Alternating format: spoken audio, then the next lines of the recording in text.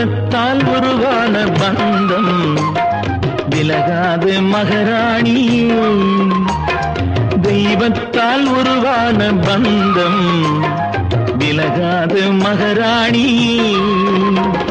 பெற்றெடுத்த பிள்ளை கற்றுக்கொண்ட தொல்லை இடையில் இருக்கும் தடையாகும்.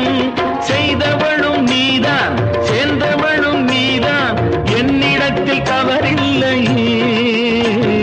ஐம்பதிலும் ஆசை வரும், ஆசையுடன் பாசம் வரும்.